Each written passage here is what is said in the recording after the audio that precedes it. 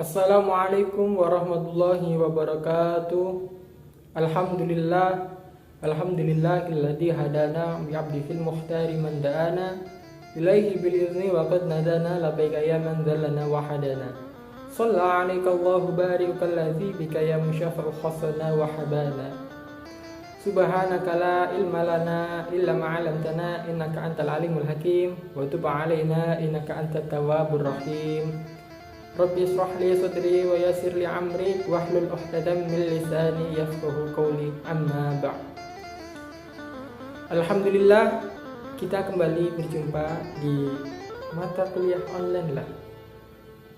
Kali ini saya Satrio Bagus Dr. Nur Zain atau biasa dipanggil Rio Nur Zain akan menyampaikan tentang ini sejarah yang pertama adalah sejarah kelahiran baginda Nabi Agung Nabi Muhammad Sallallahu Alaihi Wasallam, yang mana Nabi Muhammad adalah Nabi sekaligus Rasul terakhir yang diutus oleh Allah untuk menyampaikan wahyu atau perintah dan larangan dari Allah Subhanahu Wa Taala kepada umat-umat akhir zaman. Jadi Nabi Muhammad itu adalah Nabi terakhir yang muncul di zaman akhir. Nah, termasuk kita sendiri yakni adalah umat-umat zaman akhir. Maka dari itu kita semua umat manusia yang hidup pada zaman ini merupakan umat Nabi Muhammad Sallallahu Alaihi Wasallam. Sebelum bercerita tentang kelahiran Nabi Muhammad sendiri sebelum dilahirkan memiliki tanda-tanda atau peristiwa-peristiwa yang terjadi, tanda-tanda akan munculnya Nabi terakhir, yakni Nabi Muhammad Sallallahu Alaihi Wasallam. Peristiwa itu apa saja sih? Mari kita lihat slide berikut. Ya, tanda-tanda yang pertama ialah tanah kota Mekah yang semula itu gersang, tiba-tiba menjelang Nabi Muhammad Sallallahu Alaihi Wasallam lahir itu menjadi subur, banyak rumputnya. Kemudian singgasana Raja Persia bergoyang, secara kekuasaan tidak stabil.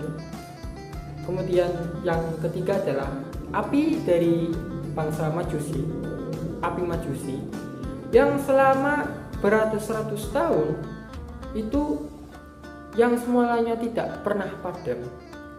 Menjelang kelahiran Nabi Muhammad Sallallahu Alaihi Wasallam, api itu padam. Kemudian yang keempat adalah Danau A, Jazirah Arab, itu yang semulanya airnya banyak menjadi surut secara tiba-tiba. Yang kelima adalah ahli kitab dari Nasrani itu menyampaikan bahwa mereka itu melihat cahaya besar dari arah kota Mekah. Yang keenam adalah pada saat menjelang Nabi Muhammad Sallallahu Alaihi Wasallam lahir, ada pasukan bergajah yang dipimpin oleh Abraha, yakni datang ke Mekah, menyerbu kota Mekah dengan niatan memporak-porandakan dan menghancurkan Ka'bah. Abraha kesal saat itu. Kemudian jelang kelahiran Nabi Muhammad, pasukan gajah Abraha musnah seketika. Karena apa? Karena ada bala bantuan dari Allah Subhanahu Wa Taala, yakni berupa gerombolan burung ababil. Pada surat Al-Fil itu ada yang membawa batu-batuan panas dari neraka, kemudian menyerang tentara gajah milik Abraha tersebut. Ya, itu 6 tanda besar kelahiran Nabi Muhammad Sallallahu Alaihi Wasallam. Selanjutnya, ini kita membahas tentang dari kelahiran Nabi Muhammad Sallallahu Alaihi Wasallam. Kita dapat lihat atau kalian bisa baca sendiri pada slide berikut ini.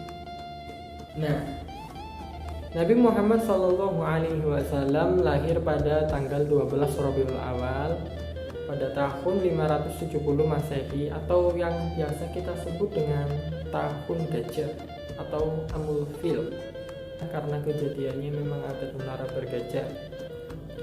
Nabi Muhammad SAW lahir dari rahim Sayyidatina Aminah dengan bapak beliau Abdullah ya.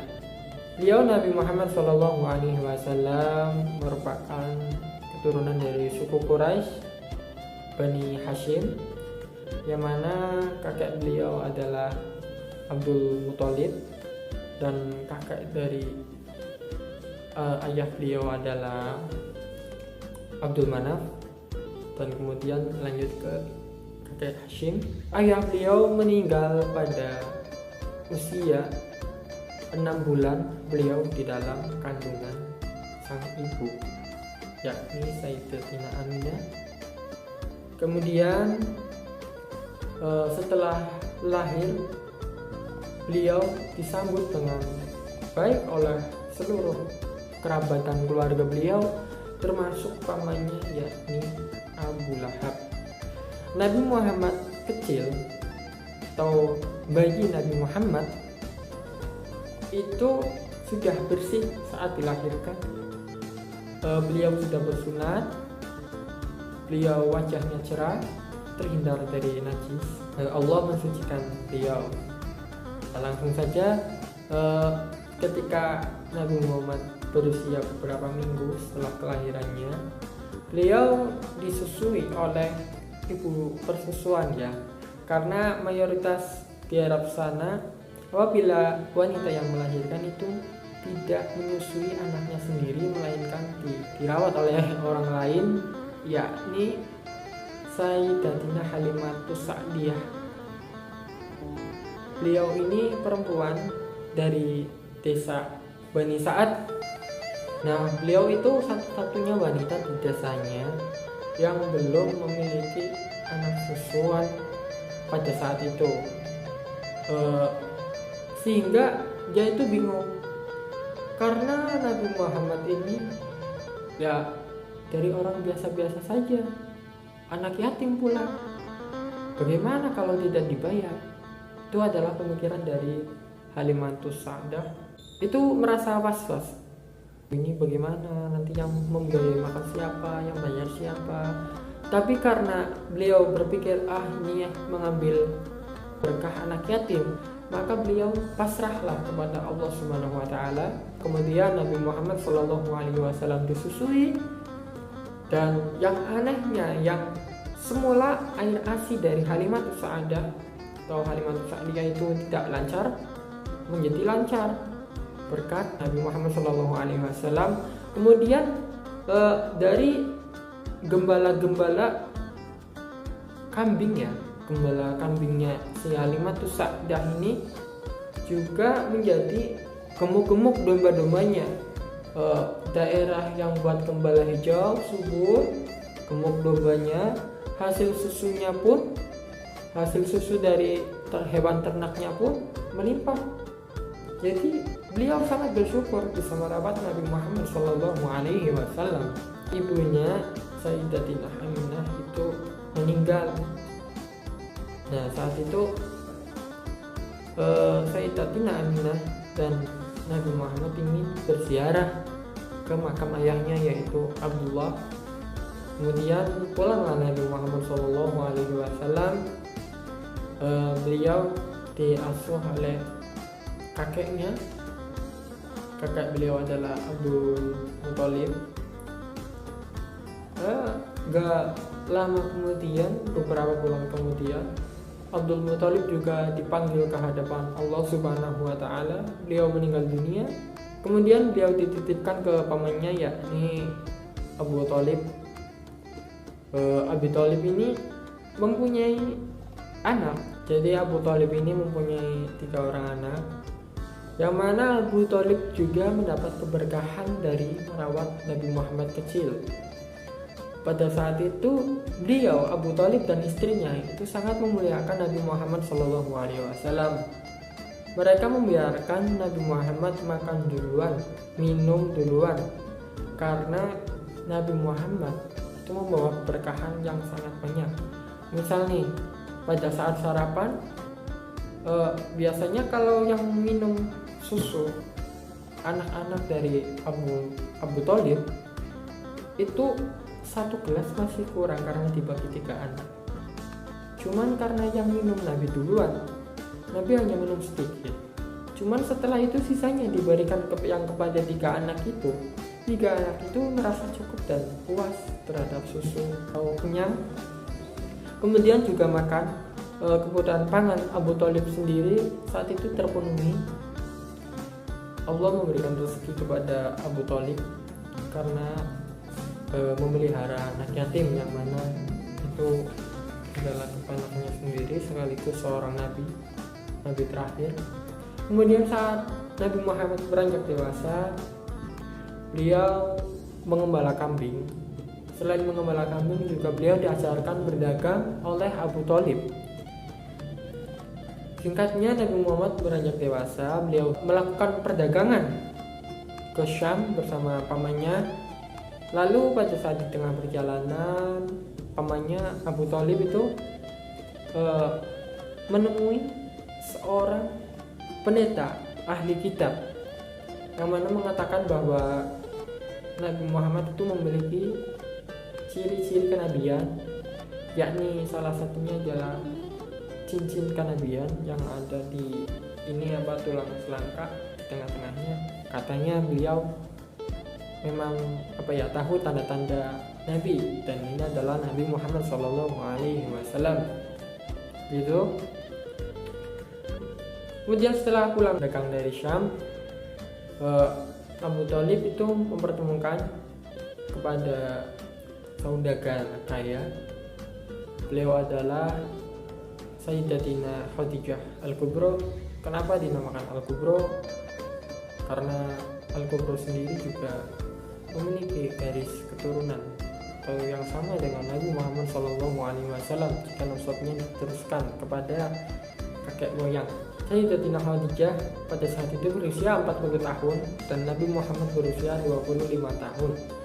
Nah, Sayyidatina Khadijah ini ngalem atau melirik Nabi Muhammad sebagai laki-laki yang dewasa, bertanggung jawab, jujur. Maka dari itu Sayyidatina Khadijah melamar Nabi Muhammad SAW sebagai suaminya. Jadi beliau tersebut sepakat menikah.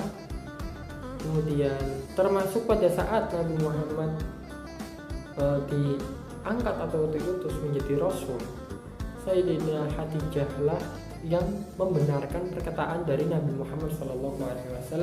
Beliau langsung beriman kepada Allah Subhanahu wa Ta'ala lewat ucapan atau ajakan Nabi Muhammad SAW. Sayyidatina Khadijah pun bersedia atau sangat dengan sukarelanya membiayai seluruh kebutuhan Nabi Muhammad SAW untuk berada di jalan atau menyebarkan ajaran dari Allah Subhanahu wa Ta'ala. Ataupun keistimewaan dari Sayyidatina Khadijah, Nabi Muhammad tidak menikahi wanita lain pada saat Sayyidatina Khadijah masih hidup. Tuh. Kemudian di saat masa-masa dari mulai berdakwah secara diam-diam, kemudian terang-terangan, hijrah, perang, tibalah di penghujung hidup di dunianya Nabi, ya. Nabi Muhammad akan pulang kepada Allah Subhanahu wa Ta'ala. Saat itu tahun terakhir tahun Nabi Muhammad itu pada usia 63, beliau melakukan haji wada, yang mana haji wada berarti adalah haji perpisahan. Kemudian pada tanggal 12 Rabiul Awal di hari Senin juga, tepat di usia 63, Nabi Muhammad SAW meninggalkan dunia yang fana ini dan kembali ke Allah Subhanahu wa Ta'ala. Jadi teman-teman yang dapat kita petik atau pelajari dari sejarah kelahiran Nabi Muhammad yang singkat ini ialah kalau Nabi Muhammad tidak dilahirkan, apakah kita akan beriman kepada Allah Subhanahu wa Ta'ala? Kalau Nabi Muhammad tidak dilahirkan, apakah kita berada di jalan yang benar? orang Nabi sudah lahir saja kadang kita seleweng menyimpang dari ajaran itu, yaitu itu adalah Nabi Muhammad adalah manusia yang paling sempurna, manusia yang paling dicintai oleh Allah Subhanahu wa Ta'ala. Maka dari itu kita sebagai umatnya, kita senantiasa berbanyak selawat kepada Nabi, karena dengan selawat kepada Nabi sama halnya kita mengenal secara Nabi, sama halnya kita dengan mencintai Nabi Muhammad SAW. Kiranya cukup sekian yang dapat saya sampaikan karena waktunya yang tidak banyak. Jadi apabila saya salah menyampaikan, hilaf dalam kata-kata, al-fakir mohon maaf. Wabillahi taufiq wal hidayah. Wassalamualaikum warahmatullahi wabarakatuh.